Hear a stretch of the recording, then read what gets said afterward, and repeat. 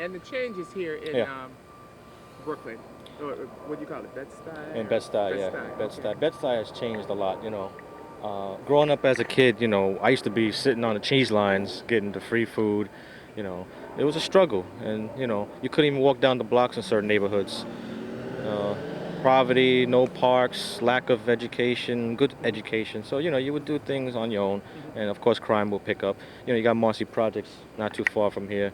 You know, back in the days of Marcy Projects, you couldn't really walk through Marcy Projects at night uh, or in the morning. Nowadays, you can. It's changed a lot. You got a tennis court there now. You got people playing tennis. You know, that's cool. It's good to enjoy that now. You Yeah. know. So there has been some positive changes. Yeah. Being an artist, Yeah. so when your next thing that you paint, it'll be real. It'll be upbeat, and that's what I'm doing now. In my past, my murals were not like this at all. They were graffiti lettering, yes, but with showing gun violence and just negative things, because that's all I saw. You know, now it's these things like this to get kids, you know, looking at stuff, say, oh, look, that's, you know, a museum in the street, you know. Oh, that's TV on the street, you know, so. So what would you tell a youngster, because I see a lot of your work is geared that way a little bit.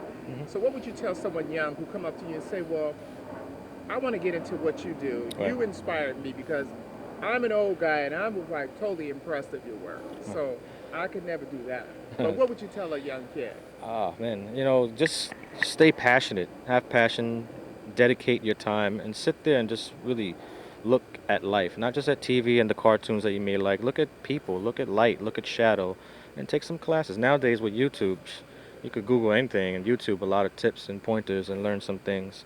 But hit the museum, learn the other artists, and learn why they were doing things, you know, and take that course in computers because nowadays you got to do that. You got to, you know.